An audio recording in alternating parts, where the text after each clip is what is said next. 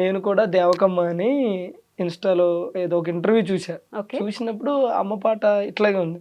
తాటి బెల్లం ఐద రొట్టె అని ఉంటే నాకెందుకో నచ్చింది. ఓకే. అబ్బా! ఇది బాగుంది కదా, ఈ స్టైల్ ఇప్పుడు వరకు లేదు కదా. దాని తర్వాత నేను మీరన్నట్టే మీమ్స్ చూసా, కానీ పాజిటివ్గా చూసా. ఓకే. ఎట్లా అంటే ఇప్పుడు వరకు బ్రేక్ డాన్స్ చూసాము, ఫస్ట్ టైం బ్రేక్ సాంగ్ చూస్తున్నాం అని చెప్పేసి నేను అట్లా చూసా. నాకు ఎందుకు మంచిగా అనిపించింది.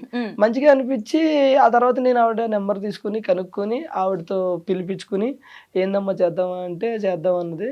ఆవిడ దగ్గర ఉన్న లిరిక్స్ ఇస్తే నేను అవి చేంజ్ చేసి ఓకే. నా స్టైల్లో తర్వాత మీ లిరిక్స్ ఇవన్నీ కూడా నేను రాసుకున్నాను అనమాట. సో అందులో మనకి ఏంటంటే అర్థం కాకపోవడానికి ఏమీ లేదు. ఓకే. బేసిక్ గా మన జీవితం అనేదే అర్థం కాదు, పజిల్ మంది. కరెక్ట్. అది అర్థం చేసుకున్నాం అనే ఫీల్ లో ఉంటాం మనం. పాట అనేది అర్థం అవుతుంది కరెక్ట్ గా వింటే. మీరు జస్ట్ తాటి బెల్లం తైద రొట్టె తిన్న నా మనసు తింటున్న నా మనసు ఆయిరో అంటే ఇప్పుడు మై మర్చిపోయాను దేవుడా ఓ జమీందారుడా